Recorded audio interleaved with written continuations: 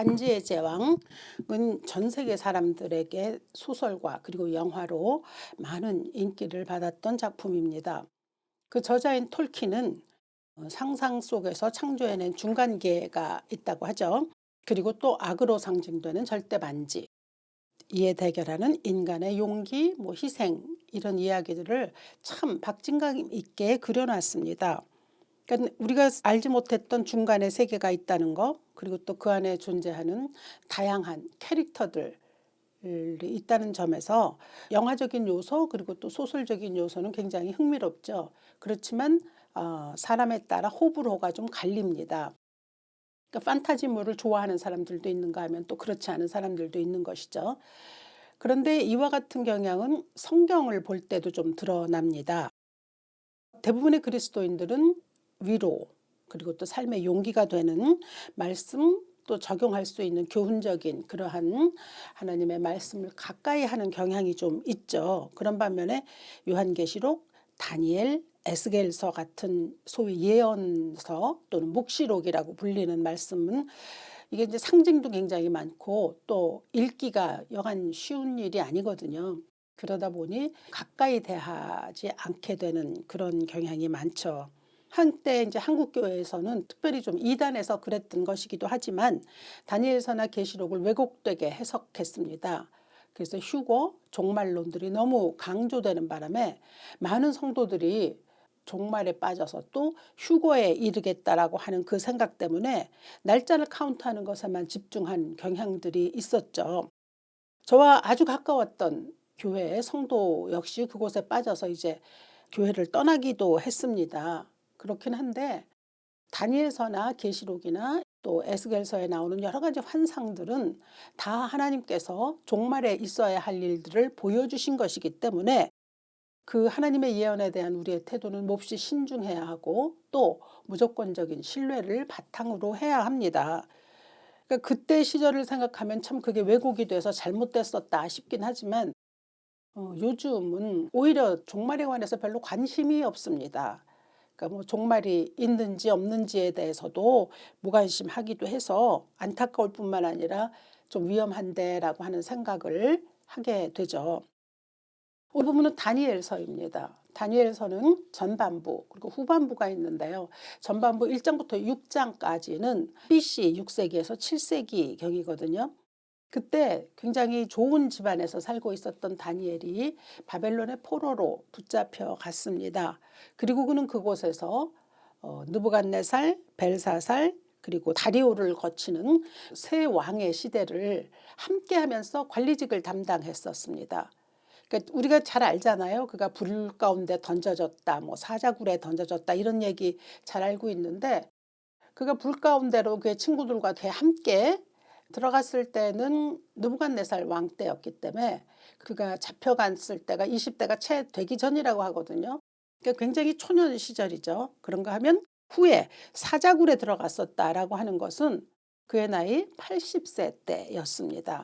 그러니까 20세부터 80세까지 60여 년을 바벨론에서 말하자면 쫓겨가서 그러나 고위 관직으로 일했던 사람입니다. 그런데 불 가운데 던져졌을 때나 또 사자굴로 그가 들어갔을 때나 다 그는 신앙과 삶을 타협하지는 않았다라고 하는 점에서 그의 삶은 굉장히 우리에게 본이 될 수 있습니다. 그래서 이제 전반부는 그렇게 다니엘에 대한 개인적인 이야기가 있는가 하면 이제 후반부 7장부터 12장까지는 하나님께서 그에게 보여주신 환상들이 기록이 되어 있습니다. 근데 다니엘이 그 환상을 보고 나서도 자신도 그게 무엇을 뜻하는지 몰라서 굉장히 번민했다고 성경은 기록하고 있습니다. 그러자 하나님께서 가브리엘 천사를 통해서 그 환상이 어떤 것인지를 설명해 주셨는데 그것이 8장에 기록되어 있습니다. 19절을 보면 이르시되 진노하시는 때가 마친 후에 될 일을 내가 네게 알게 하리니 이 환상은 정한 때 끝에 관한 것이라. 분명하게 말씀하셨습니다. 너에게 보여주는 이 환상은 종말에 대한 일이니라 라고 말씀하셨습니다. 사실 이 말씀은 마태복음 24장 15절에 예수께서도 하신 말씀이기도 합니다. 그러므로 너희가 선지자 다니엘의 말한 바 멸망에 가증한 것이 거룩한 곳에 선 것을 보거든 읽는 자는 깨달을진저라고 하는 사실 좀 아리송한 말씀이 들어 있습니다. 근데 이 말씀 역시 이제 종말에 관한 부분이기 때문에 다니엘서가 종말에 관한 말씀이었다라는 것을 예수께서도 또 증명해 주신 것과 다르지 않죠. 하나님께서 창조하신 이후에 지금의 모든 이 지구상에 있는 모든 역사 그리고 나라들은 사실은 끝을 향해서 가고 있다고 할 수 있습니다. 근데 지금 이 적혀진 다니엘 후반부에 있는 이 환상 그리고 또 다니엘의 이야기 12장까지 되어 있는 다니엘서가 이제 기록으로 남은 것은 주전 2세기경이라고 합니다. 그러니까 그는 살아있을 때에 그의 시대적 배경은 주전 6세기에서 7세기였는데 그의 지냈던 모든 일들 그리고 또 그가 겪었던 환상 이런 이야기를 기록으로 남긴 건 이제 BC 2세기경이었다고 하는 것이죠. BC 2세기경은 헬라에 의해서 엄청난 핍박을 받고 있었던 시기였습니다. 그러니까 그 수백 년이 지금 지난 거잖아요. 그랬을 때에 이 기록을 남겨서 백성들에게 들려준 이유는 그래 예전에 다니엘의 시대에도 바벨론의 포로로 갔을 때 참 엄청난 고난이 있었다. 그런데 하나님께서 그들에게 끊임없이 말씀하시고 환상도 보여주시고 또 그들을 이기게 할 수 있게 하셨다. 그러니 너희도 그때를 본받아 이 기록을 말씀을 또 잘 익혀서 너희 삶에 말하자면 근간으로 삼아라 뭐 이런 뜻이 있었던 것이죠. 그러니까 핍박을 이겨내라는 응원의 글로서 전해졌던 것이죠. 사실 우리 모든 성경의 이야기는 시대를 뛰어넘습니다. 아브라함의 이야기가 우리 이야기가 되고요. 또 야곱의 이야기가 내 이야기가 되고 그리고 에스겔 다니엘이 보았던 환상은 우리 시대에도 일어나는 하나님의 그 종말의 때에 관한 예언이기도 하기 때문에 그 말씀들을 벗어날 수는 없는 것이죠. 그러니까 이렇게 몇백 년이 지난 후에 기록으로 남겨서 그들을 위로했다라고 하는 것을 보면서 우리 신앙이라는 것은 사실 대대로 이어지는 경우도 더러 있어요. 제 친구 가운데는 할머니의 신앙을 본받아서 지금까지도 할머니가 자신을 위해서 새벽마다 기도하셨던 것들을 기억해내면서 어려운 순간에 그 기억을 발판 삼아 또 삶을 이겨내는 친구가 있기도 합니다. 하나님은 어제도 계시고 오늘도 계시고 장차 또 영원하신 그 하나님이시기 때문에 그 영원하신 하나님이 우리와 함께 하셔서 사실 우리의 인생의 그 모퉁이를 돌 때마다 이정표가 돼 주시지 않습니까? 그런 까닭에 우리가 이제 구약에 있는 말씀들을 다 읽을 때는 그게 다 내 이야기로 받아들여져야 하는데 예를 들면 이제 다니엘이 1장부터 6장까지 그 어려운 환난 속에도 신앙을 이겨냈다라고 한다면 우리의 삶에서 우리를 괴롭히는 일들이 있을지라도 어떻게든 또 이겨내고 살아내야 되겠다라고 하는 그런 어떤 교훈을 얻는다 하면 또 7장부터 12장까지 나와 있는 그의 환상을 통해서는 종래에 하나님께서 이루시고자 하시는 그 종말에 대한 말씀을 그때 다니엘에게 주셔서 그 이후로 대대에 오고 오는 백성들에게 그걸 알려주셨던 것처럼 우리가 또 그 말씀 속에서 묵상하고 경청해야 될 필요가 있는 것이죠. 이스라엘 역사뿐만 아니라 지금 21세기를 살고 있는 우리 모두에게 성경은 언제나 세상 나라 그리고 하나님 나라의 구별을 밝히 보여줍니다. 세상 나라는 이러이러하다. 그러나 하나님의 나라는 또 저러저러하다. 그러니 그 안에서 너희들이 살아가야 할 선택은 분명하다라고 하는 것을 언제나 보여줍니다. 그러니까 우리가 성경을 볼 때 세상 나라와 하나님 나라의 구도를 알고 보는 것이 굉장히 중요한 것이죠. 그래서 그 이야기들이 그렇게 전개되기 때문에 우린 지금 세상에 속해서 살고 있잖아요. 그러나 우리에겐 또 하나님 나라가 주어졌거든요. 그러면 세상 나라는 어떠하고 하나님의 나라는 어떠한지, 그렇다면 우리가 세상 나라에서는 어떻게 살아내야 하는 것인지 이런 것들을 이런 다니엘이나 또 믿음의 선진들을 통해서 배울 수 있어야 한다는 거죠. 그래서 이제 오늘 본문으로 들어가 보면 다니엘서 7장부터인데 이제 7장이 사실은 다니엘서의 핵심이기도 합니다. 그래서 오늘 본문은 9절부터 14절까지인데 이 말씀을 이해하기 위해서는 사실 그 앞부분에 나온 스토리를 좀 이해할 필요가 있죠. 그 앞에는 네 종류의 짐승이 등장합니다. 근데 여기서 나오는 짐승들은 사자는 바벨론, 곰은 메대, 표범은 페르시아, 그리고 네 번째 짐승은 헬라 또는 로마라고 이렇게 이야기를 하기도 합니다. 그런데 어떤 나라를 상징하든지 간에 이 이야기들은 짐승으로 표현됐거든요. 그러니까 세상 나라의 일들의 악함을 보여주는 거죠.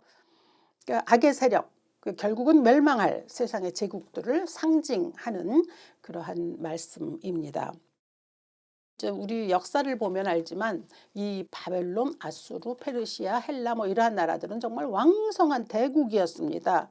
그리고 그들이 땅을 차지하기 위해서 온갖 잔혹한 일들을 자행했죠. 그러나 결국 다 사라졌습니다. 그리고 오히려 그 각 나라에 의해서 짓밟혔던 이스라엘은 아직도 살아 있습니다. 더군다나 이스라엘은 지구 전체를 미국과 더불어서 좌지우지하고 있다고 해도 틀린 말이 아니죠. 그러니까 이스라엘이 엄청난 강대국이 된 거지 않습니까? 그래서 여전히 막강한 힘을 사용하고 있습니다.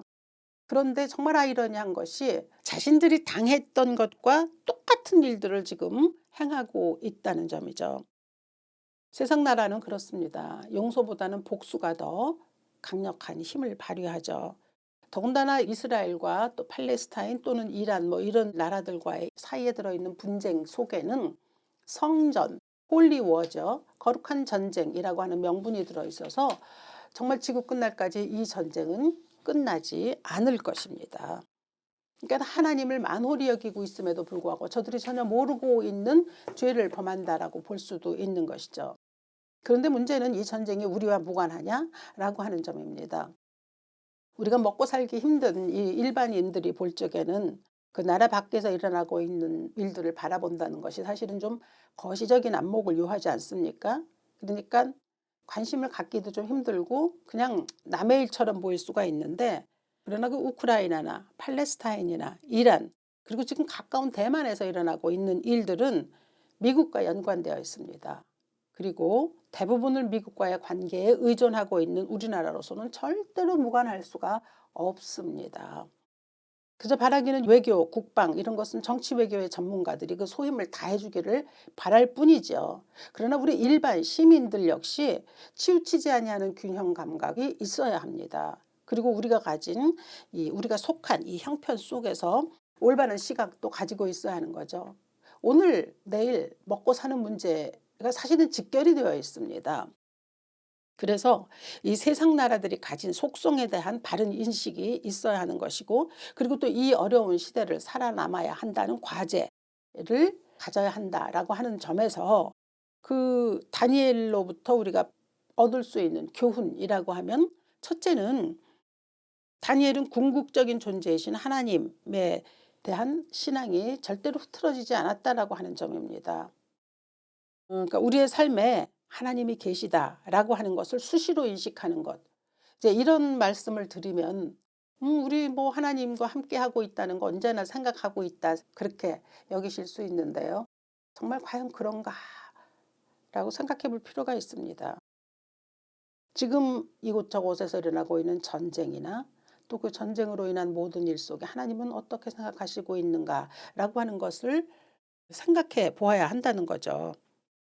왜냐하면 다니엘은 포로로 갔잖아요. 그래서 그곳에서 이름을 바벨론식으로 바꿨습니다. 그러나 음식은 거절하는 등 어떻게든지 자기는 바벨론화 되지 않으려고 애를 썼거든요. 그러니까 우리가 이 세상 가운데 살고 있지만 세상이 하고자 하는 방식, 또 세상이 이루고자 하는 그 요건을 따르지 않으려고 노력해야 되는 것, 그리고 그 배후에는 무엇이 궁극적인 하나님의 역사와 섭리가 있다는 것을 아는 것뿐입니다. 다니엘은 60년 이상을 바벨론에서 살았습니다. 이것은 우리식으로 말하자면 우리의 모든 생애가 세상 나라 안에서 살아가고 있는 것과 크게 다르지 않다라고 하는 점이죠. 그런데 다니엘에게 하나님께서 다니엘서 12장 13절에서 너는 가서 마지막을 기다리라. 이는 내가 평안히 쉬다가 끝날에는 내 몫을 누릴 것임이라 라고 하는 말씀으로 그를 위로하시고 용기를 주셨습니다. 그러니까 우리의 삶에서도 이러한 하나님의 은혜와 위로의 말씀으로 우리의 삶을 마칠 수 있기를 바랍니다. 그러니까 다니엘의 신앙 여정을 쫓아서 흔들리지 아니하고 또 엇나가지 아니하고 끝내 궁극적인 하나님에게 대한 신앙을 지켜가는 것. 우리 살다 보면 등 따스고 배부르면 우리의 믿음이 절실해지지 않습니다. 그렇다고 믿음이 절실해지기 위해서 언제나 고난이 있어야 하는 것도 아니지 않습니까? 그러니까 우리의 믿음이라는 것은 궁극적인 하나님의 존재를 끊임없이 바라볼 수 있는 거죠. 그리고 그걸 바라볼 수 있을 때만 나를 향한 면류관이 있다는, 다니엘에게 내가 끝날에 마지막 날에 내 몫을 누릴 것이라고 하신 그 몫이 무엇인지는 잘 모르나 그런 하나님의 면류관일 것입니다. 그리고 우리가 지금 세상에서 이것이 어떤 것을 상징하는지는 참 그걸 깨닫기는 어렵지만, 그러나 하나님께서 말씀하시고 하나님께서 약속하셨으니 이는 엄청난 것 아니겠습니까? 디모데후서 4장 7절 8절은 이런 말씀을 전합니다. 나는 선한 싸움을 싸우고 나의 달려갈 길을 마치고 믿음을 지켰으니 이제 후로는 나를 위하여 의의 면류관이 예비되었으므로 주 곧 의로우신 재판장이 그날에 내게 주실 것이며 내게만 아니라 주의 나타나심을 사모하는 모든 자에게 또 마찬가지니라 라고 말씀합니다. 그러니까 우리는 주의 나타나심을 사모하면서 이 세상 나라들이 잘못되어 가고 있는 그 안에서 어떻게든 버티고 이겨야 한다는 거죠. 하나님을 믿는 신앙으로. 그 하나님은 궁극적인 이 세상의 섭리자이시다라고 하는 그 믿음인 거죠. 우리는 과연 마지막 날에 그 면류관을 사모하고 살고 있는 것일까요? 제가 여러분들에게 이렇게 질문하기 직전에 저에게도 이 질문은 참으로 자주 합니다. 궁극적인 존재이신 하나님이 내 개인적인 삶뿐만 아니라 지구 전체를 주관하신다는 믿음이 삶의 국면에서 정말 때마다 일마다 인식되는가? 지금 세계 곳곳에서 일어나고 있는 수많은 전쟁과 기근과 또 분쟁과 갈등, 이러한 것들에 대해서 우리가 믿는 하나님이 하시고자 하시는 일은 무엇이며 나는 이 시대에 어떻게 살아가야겠다는 것을 깨닫고 살아가느냐라고 하는 것이죠. 이 궁극적인 하나님에게 대한 신뢰, 오늘도 그것을 버리지 않아야 합니다. 다니엘의 환상 속에 하나님은 당신을 보여주셨습니다. 9절을 보니 내가 보니 왕자가 놓이고 옛적부터 항상 계신 이가 좌정하셨는데 라고 전합니다. 옛적부터 항상 계신 이 누구입니까? 하나님이시죠. 옛적부터 항상 계시니 어제도 오늘도 내일도 영원하신 그 하나님, 그리고 이제 그 하나님과 하나님의 보좌를 다니엘이 볼 수 있었다는 건데 그 인간의 언어로는 표현할 수가 없는 것이죠. 호랑이는 그리기가 굉장히 어렵다고 합니다. 그러나 귀신은 쉽다고 말하죠. 그 이유는 호랑이는 누구나 다 보잖아요. 그러니까 그리기가 훨씬 어렵지만 귀신은 누구나 다 볼 수 없기 때문에, 다시 말해서 신적인 존재는 누구나 볼 수 없기 때문에 나름대로 만들어내고 그려낸다라고 하는 것이죠. 그러니까 멋대로 그릴 수 있다는 거죠.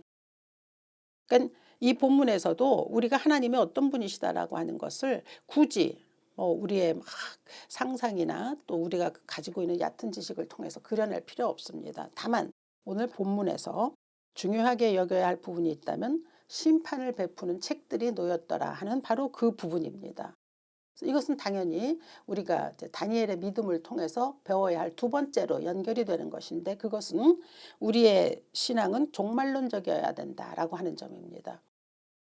끝이 있다는 사실을 무시하면 안 된다는 거죠. 성경은 끊임없이 세상에 종말이 있다는 것을 전하고 있습니다. 그러니까 창조주이시자 구원주이신 그분은 동시에 심판주가 되신다는 것, 악에 대해서는 분명히 정한 시기에 심판하신다라고 하는 그 말씀, 그리고 그 심판의 전권은 예수에게 있습니다. 예수께서 말씀하셨죠. 요한복음 17장 2절에서 아버지께서 아들에게 주신 모든 사람에게 영생을 주게 하시려고 만민을 다스리는 권세를 아들에게 주셨음이니라. 하나님이 모든 것을 창조하시고 섭리하시고 경영하시는 가운데 이 모든 일을 행하시는 이는 예수 그리스도이신 거죠. 똑같은 묵시록이자 예언서인 계시록을 보면 예수께서 종말의 때에 그 심판의 봉인을 떼는 환상을 본 요한의 기록이 있습니다. 계시록 20장 12절인데요. 또 내가 보니 죽은 자들이 큰 자나 작은 자나 그 보좌 앞에 서 있는데 책들이 펴 있고 또 다른 책이 펴졌으니 곧 생명책이라. 죽은 자들이 자기 행위를 따라 책들에 기록된 대로 심판을 받으니. 분명히 전합니다. 종말론에 관한 말씀, 또 장차 종말에 생길 일들에 관해서는 심판이 있다고 말씀하시는 것이죠. 그런가 하면 그 심판과 더불어서 또 동시에 상이 주어집니다. 굳건한 믿음을 지켜갔던 신앙인들에게 내가 내 몫을 받으리라, 멸류관을 받으리라 라고 끊임없이 해왔던 성경의 말씀처럼 계시록 22장 12절엔 보라 내가 속히 오리니 내가 줄 상이 내게 있어 각 사람에게 그가 행한 대로 갚아주리라. 여러분들은 어떠신지 모르겠습니다. 저는 그러나 이 상을 바랍니다. 상을 받을 만한 자격이 있다는 말이 아니라 이 상을 받기 위해서 노력하며 살아간다는 거죠. 우리가 얼마나 많은 사람들이 상 받기 위한 삶을 살아가고 있습니까? 그러나 하나님으로부터 받는 멸류관, 하나님이 나에게 주시는 내 몫에 놀라우신 영적인 유산, 또 영적인 선물, 이런 것들을 사모하는 것이죠.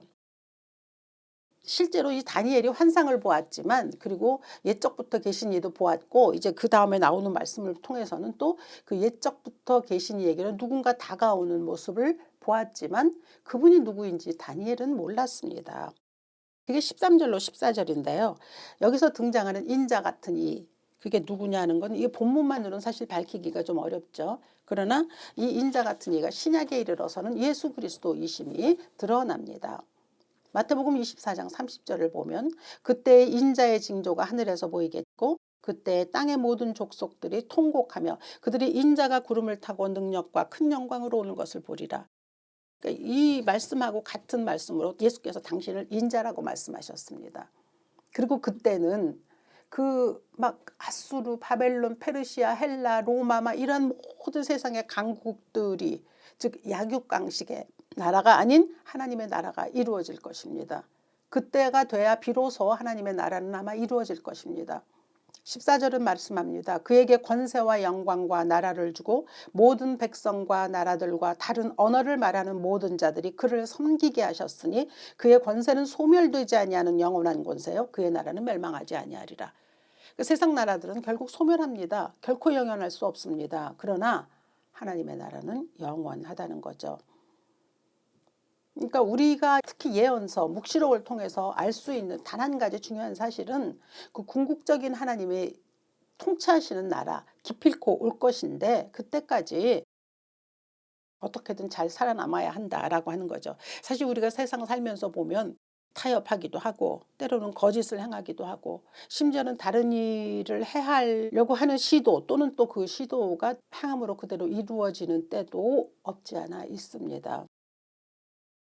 그런 때에 우리 그리스도인이라고 하면 이러한 이 세상 나라에서 살아가고 있는, 또 살아가면서 마땅히 지켜져야 되는 하나님의 원리, 또 다스림, 이것이 우리의 삶에서 주축이 되어야 한다는 거죠. 그게 우리가 믿는 자의 도리라고 할 수 있습니다. 그러니까 막 거대한 어떤 신앙을 얘기할 게 아니라 거짓말을 하지 않는 것도 굉장히 중요한 것이죠. 아주 작은 것이라도 거짓말하지 아니하고 또 무엇보다 타협하지 않는 것. 다니엘의 그 60년의 삶을 통해서 배울 수 있는 거 아닙니까? 정말 바벨론 하에서 숱한 위기를 겪었는데 어떻게 다니엘서 12장까지 기록된 그 안에 들어있는 것만 있었겠습니까? 말할 수 없는 많은 일들이 있었겠지만 그 세 왕을, 이방의 세 왕을 거치면서 그러나 그는 인내함으로 살아남았습니다. 주권적이고 불변하시는 하나님의 손에 자신의 생존을 전폭적으로 맡겼던 거죠. 이렇듯이 우리 역시 우리의 생존을 전적으로 하나님께 맡겨야 합니다. 사실 우리의 생존이 미국에 달려있는 거 아니고 일본에 달려있는 거 아니고 중국에 달려있는 거 아니고 하나님 손에 달려 있습니다. 그러니까 각자가 생각하는 여러 가지 정치적인 유불리도 있겠고 외교적인 생각도 있겠고 방침도 있겠으나 그러나 무엇보다 하나님께서 이 세상 나라들 가운데 어떻게 일하시는지를 알고 우리는 그것에 맞춰 기도해야 합니다. 하나님 안에 있지 아니한 다른 것. 왜냐하면 세상 나라들은 아무리 그럴듯하게 이야기해도 결국은 하나님의 방식으로 일하지 않는 것들이 좀 역사를 통해 드러나고 있지 않습니까? 그러니까 무조건 맹목적으로 믿을 수는 없는 거죠. 그런 까닭에 권세를 행사하는 어떤 권력자나 또는 어떤 세상의 나라들이 우리의 두려움의 대상일 수는 없습니다. 두려워할 수 없는 것이죠. 그러나 동시에 또 우리에게 용기를 필요로 하죠. 두려워하지 않기 위해서는 용기가 필요한 거 아닙니까? 그래서 오늘 다니엘서가 우리에게 본문으로 주어진 것은 이 어려운 세상 가운데서 뭐 지금 요즘 말하지 않습니까? 다들 어렵다고 이야기하고 점점 더 어려워질 것이라고 이야기들을 합니다. 그러나 우리가 끝까지 붙들고 있어야 하는 것은 하나님의 섭리, 궁극적인 하나님의 은혜, 그리고 이것이 종말을 향해 나아가고 있다라고 하는 바로 그 점입니다. 그래서 우리가 생각해야 될 것은 오케이, 어떻게든지 살아남을 수 있어야겠다. 살아내야 되겠다. 이건 비장함을 얘기하는 동시에 하나님께 대한 믿음을 이야기합니다. 세상과 타협하지 않는 거죠. 세상과 타협하지 아니하고 장차 있을 모든 민족을 향한 하나님의 그 구원의 역사를 바라볼 수 있는 그러한 은혜를 우리가 누리며 살아가야겠다는 것이죠. 다니엘은 환상으로 보았지만 그러나 예수님에 대한 신앙은 없었습니다.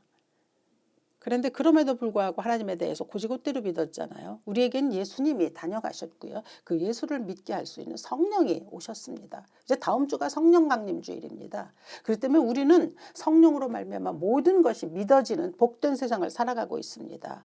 그래서 이해할 수 없는 현상을 보아도 그것이 하나님의 계획 안에 들어있고 하나님의 시간표를 따라 이 땅에 임한다는 것을 성령께서 우리에게 알려주시니 얼마나 감사한 일입니까?